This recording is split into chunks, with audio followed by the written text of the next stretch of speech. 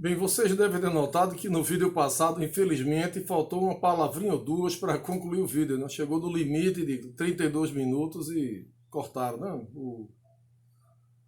Então, eu estava dizendo que daquele exemplo de Henri Lacatose, que depois de tentar várias vezes explicar um certo fenômeno e ter de consertar a explicação, chega ao ponto que o cinturão de proteção cresce tanto que a teoria é simplesmente abandonada. Ela é, como Lacatose disse, as teorias ficam esgotadas, porque articula apenas sua heurística negativa, fazendo crescer o seu cinturão de proteção para proteger o núcleo duro da teoria. Então, com isso, elas são abandonadas. Vejam que há uma diferença, portanto, entre o falseacionismo clássico de Popper, que diz que quando uma teoria ela é infirmada, ela se pode abandonar a teoria, e Lacatose diz que não é tão simples assim, que a teoria continua a resistir até que ela é esgotada. Existem outras alternativas epistemológicas a essa postura indutivista que nós falamos de início, que tem aqueles dois pilares, o pilar verificacionista, da indução, e o pilar empiricista, na origem do conhecimento. Né? E outras, existem várias, eu vou citar apenas algumas de passagem, porque não é o objetivo desse curso dar um retrospecto longo de filosofia da ciência, mas tão somente aquilo que é estritamente necessário para que a gente reflita com cuidado sobre o ensino e a aprendizagem da física. Então, uma outra concepção de desenvolvimento da ciência é aquela de Thomas Kuhn. Thomas Kuhn foi um físico, historiador da ciência, muito influente, que levou em consideração, da sua concepção sobre a natureza da ciência, fatores sociais que influenciam a pesquisa, não apenas fatores internos, como acontece no caso das obras de Popper e de Lacatose, que se conflitam com a proposta indutivista. Thomas Kuhn, ele cria uma ideia de que existe uma ciência chamada ciência normal, e essa ciência normal ela acontece quando existe um conjunto de regras, de problemas, semelhantes ao que nós falamos em Lacatose do programa de pesquisa, só que ele chama de paradigma. Então a ciência paradigmática, por exemplo, a física, que tem um paradigma como a teoria atômica. Então a teoria atômica ela propicia a criação de problemas, e esses problemas são pesquisados dentro dos cânones daquela forma de pensar. Mas ocorre que, por vezes, esses paradigmas eles não conseguem dar resposta para determinados problemas. Por mais que os cientistas tentem enquadrar a um certo problema, uma resposta a um certo problema, ele não consegue se enquadrar dentro dos cânones do paradigma. Então, nesses momentos, chamados momentos de crises, surge a possibilidade de se pensar fora da caixa, né? Se desafiar o paradigma, e é os momentos que Thomas Kuhn chama de momentos revolucionários, quando há a possibilidade de acontecer grandes transições na forma de pensar, de encarar a realidade, que ele chama de revoluções científicas. E após essas revoluções científicas podem surgir novos paradigmas, né? E aí volta a se ter uma ciência normal. É muito interessante a obra do Thomas Kuhn, e ela praticamente causou uma revolução entre os educadores, os cientistas sociais. Muitos se apaixonaram pelo seu livro. Ele escreveu vários livros, mas principalmente pelo seu livro A Estrutura das Revoluções Científicas. Eu tenho vários, eu tenho A Tensão Essencial, tenho o da Radiação de Corpo Negro, tenho o Segundo Pensamento sobre Paradigmas. Mas é uma coisa interessante que o principal livro dele, A Estrutura das Revoluções Científicas, causou um certo furor. É um livro que surgiu amparado numa coleção de Rudolf Carnap, organizada por Rudolf Carnap, que era um positivista, e que ele se volta contra o positivismo com essas contribuições sociológicas também, que importariam no desenvolvimento da ciência. Fatores psicológicos, fatores sociais. Com isso, Thomas Kuhn usou também a ciência normal, o que ele chama de ciência normal, para criticar os manuais de textos didáticos, né, dizendo que os manuais eles mais se parecem, a semelhança que a visão de ciência se tem de um manual é semelhante à visão que se pode ter de uma cidade tirada de cartões postais. Porque os manuais de física, por exemplo, os livros didáticos de física, eles exorcizam todas as impurezas, todos os conflitos e produzem o que a gente vai chamar de uma retórica de conclusões. E o texto é muito bonito e é apaixonante, e para aqueles que não se debruçaram até o final do livro, se contentaram em se apaixonar pelos belos exemplos de história da ciência, porque o Thomas Kuhn dá exemplos maravilhosos de história da ciência, corporificando as ditas revoluções científicas. Né? Mas a caricatura que ele constrói de um cientista, chamado cientista normal, é o que Popper chamou de um deslavado cerebral. E é interessante que ao final de sua obra, e nos segundos pensamentos sobre paradigmas, de certo modo, Kuhn nos desencanta, porque ele diz que na educação de um cientista normal, para criar um cientista, é preciso se educar nos cânones do paradigma. Ou seja, toda aquela crítica que ele faz inicialmente aos livros didáticos, que é uma crítica ácida e, de certo modo, apaixonante, ele dissolve. Quando ele assume um certo reacionarismo, que as pessoas que não leram a sua obra completa não percebem, e desdiz as coisas, né? Em 1969 houve um congresso em Londres, que produziu inclusive um livro muito interessante, eu tenho ele em outra aula eu mostro, sobre a crítica do conhecimento, de vários filósofos da ciência estavam presentes, e a obra de Kuhn foi muito criticada. O fato é que depois disso, Kuhn já não se mostrou aquele revolucionário da sua obra inicial, mas continuou fazendo o mesmo sucesso de antes, né? E hoje em dia existe um grande número de pessoas que seguem, digamos, as assertivas iniciais do livro de Thomas Kuhn. Essas são realmente muito belas. Né? Mas a sua obra inteira é digna de uma análise que, neste momento, a extensão da nossa aula não comporta. Se fosse uma disciplina de filosofia da ciência, eu teria o maior prazer de analisar em maiores detalhes a obra de Thomas Kuhn, que é uma obra muito influente, e que eu reputo no ensino de ciências, talvez tenha sido a obra mais influente dos anos 60 até hoje. Né? Apesar de que eu tenho várias críticas em relação a ela. Bem, continuando essas alternativas ao indutivismo ingênuo, que já citei a do Popper, a do Lakatos e agora brevemente a do Thomas Kuhn, das suas ideias de evolução científica, existe uma quarta concepção que é do Paul Feyerabend, chamado anarquismo epistemológico, onde ele aumenta, exagera aquilo que o Thomas Kuhn havia colocado e diz que no progresso da ciência, do desenvolvimento, não é nem progresso, ele não trabalha com essa ideia de progresso. No caminho da ciência, nem desenvolvendo o caminho da ciência, ele diz que existe um método vale tudo, que o que importa é o cientista defender as suas ideias como quem defende um cãozinho de estimação e atacar os adversários como quem ataca um cão raivoso. Ele escreveu um livro muito bonito chamado Contra o Método, e ele toma como exemplo desse Contra o Método a obra do Galileu. É um livro belíssimo, mas o anarquismo epistemológico, ele próprio depois escreveu um livro autobiográfico, onde ele, de certo modo, ele diz que parte daquilo que ele escreveu era pura provocação. Então eu acho que não se deve tomar ao pé da letra as concepções anarco-epistemológicas do Paul Feyerabend, e mais ainda que essas críticas ao indutivismo, elas descambaram para coisas para além do Thomas Kuhn, para o que se pode chamar de posturas pós-modernistas, no qual a ciência ela é vista quase como uma simples alternativa ao senso comum, em pé de igualdade com o senso comum, o que eu considero um grande equívoco. Né? As explicações da ciência podem estar longe de ser a verdade, como nós já dissemos, mas são alternativas profundamente diferentes do senso comum.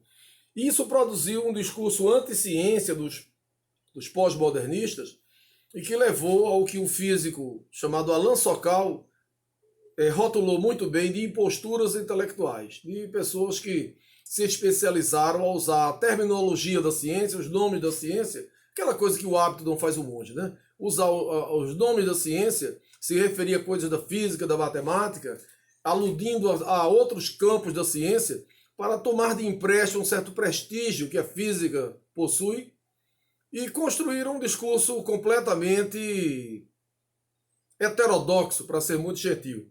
Né? Esse discurso que que o Alan Sokal e o Jean-Henri Bon escreveram um livro chamado Imposturas Intelectuais, denunciando como discursos anti-ciência, né? Eu acho que a isso também, esse discursos anti-ciência, se pode juntar uma coisa ainda pior do que isso, porque não é nem uma tendência filosófica, mas é uma tendência do puro e simples culto à ignorância, que hoje em dia está muito em voga, chamada de negacionismo. Então, hoje em dia, certos movimentos que abominam a cultura, abominam a ciência, e muito ligados, por vezes, a movimentos fanáticos religiosos, desenvolveram a ideia, por exemplo, completamente desparafusada. Eu nunca imaginei, sinceramente, na minha infância, na minha adolescência, mesmo na época que era estudante de física, que concepções da Idade Média pudessem retornar. Então, hoje em dia, se tem milhões, nem milhares, milhões de pessoas que acreditam que a Terra é plana, chamado terraplanismo, que acham que não existem mudanças climáticas, que acham que vacina faz mal à saúde. Então, é um movimento anti-vacina que é responsável hoje em dia pelo reaparecimento de várias doenças que tinham sido praticamente eliminadas. Também há coisas assim como o chamado criacionismo. Criacionismo, que é um movimento de cunho religioso, eu diria fanático religioso, de certas leituras atravessadas da Bíblia, e que acha que o mundo tem 6.000 anos e toma as metáforas, assim como diz metáforas da ciência, as metáforas e alegorias bíblicas, como se fosse também a acepção da verdade. E, nesse sentido, defende o criacionismo contra a chamada teoria da evolução. E chega ao ponto absurdo de querer que se ensine nas aulas de ciência criacionismo junto com teoria da evolução. Porque, dizem eles, temos que ser democratas, temos que ter um pé de igualdade. De um lado tem a teoria da evolução, de Darwin, e do outro lado se devia ensinar o outro lado da medalha, que é o criacionismo. Ocorre, entretanto, que a evolução é uma teoria científica, enquanto que o criacionismo não é uma teoria científica, é uma doutrina religiosa, compreende? Fundada em crenças e não em hipóteses, em experimentos. Então, isso é uma coisa muito importante, principalmente para os professores de ciências hoje em dia, talvez mais ainda para os professores de física, porque nós nos defrontamos não apenas com dificuldades de aprendizagem daquilo que queremos veicular, mas com concepções esdrúxulas. Coisas assim, o homem nunca foi à Lua, a Terra é plana. Então, precisamos de ter muita atenção com essas concepções doutrinárias que dificultam enormemente o ensino e a aprendizagem da ciência, especificamente da física. Bem, concluindo, isso é um tema polêmico. Um dia desse, o colega André, lá da Federal do Rio Grande do Norte, Natal, deu uma palestra muito interessante sobre esse problema do negacionismo, né? E, infelizmente, eu não vou poder me aprofundar, mas é um tema candente, realmente, e acho que o Fernando Lang também tem discutido muito isso em textos do CREF, principalmente esse combate ferrenho ao terraplanismo, que é uma coisa que precisa ser feita, evidentemente. Bem, então, voltando ao tema do início das nossas questões epistemológicas, o debate que nós havíamos feito sobre a origem e a validação do conhecimento científico, ele tem realmente um forte impacto pedagógico no ensino e na aprendizagem da ciência em geral e em especial da física. E esse debate, esse impacto, ele se caracteriza pelo problema das chamadas evidências e dos processos utilizados na pesquisa. Sobre esse problema, eu gostaria de dizer algumas breves palavras que nos levarão a considerar aquilo que se costuma chamar da diferença entre o contexto da descoberta de uma certa coisa e o contexto de sua justificativa. Então é sobre isso que eu quero conversar um pouco mais com vocês. A questão é que muitos cientistas, ao comunicarem as suas descobertas e os seus resultados, frequentemente eles reengendram as formas pelas quais eles chegaram aos tais resultados que são comunicados, as suas descobertas, elaborando assim, na verdade, uma peça de convencimento, como uma propaganda, uma peça de convencimento, não um relato de como aquilo foi descoberto. E essa peça de convencimento, ela é fundada numa retórica, uma forma narrativa de conclusões. E não apresentando um relato verdadeiro do processo de descoberta. As palavras usadas na narrativa da metodologia adotada na pesquisa, desse modo, ela é por vezes enganosa do ponto de vista da psicologia da descoberta. Como alertava Cícero, senador romano e filósofo da antiguidade, as palavras servem tanto para esclarecer quanto para ocultar os nossos pensamentos. E é isso que serve a retórica de conclusões, que muitas vezes é comunicada em livros didáticos, em aulas, para ocultar a origem de como aquelas ideias foram produzidas. Daí a importância, às vezes capital, de se conhecer a história da ciência para revelar como aquelas coisas foram descobertas. Porque muitas vezes o aluno se depara com um conhecimento que pode até lhe parecer lógico, mas ele não imagina como aquilo possa ter ocorrido ao cientista que a propôs. Então dizia Cícero, as palavras servem tanto para esclarecer quanto para ocultar os nossos pensamentos. E é tendo esse percurso da descoberta em mente que aqueles que adotam a chamada abordagem fenomenológica, eles dão uma ênfase especial aos aspectos da produção do conhecimento científico, em termos de como esse conhecimento científico veio a ser descoberto, ou mesmo inventado, criado ou construído. Esse embate entre o contexto da descoberta e o contexto da justificativa da produção do conhecimento científico é realmente de grande importância, não apenas na produção da ciência, mas principalmente na educação em ciência.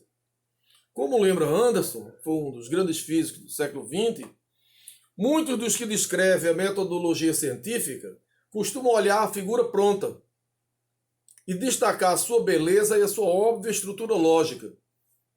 Aqui cabe a observação de que muitos professores de física ficam encantados, por vezes, com o formalismo matemático da física e confundem a precisão do modelo, precisão matemática do modelo, com a exatidão da descrição da realidade.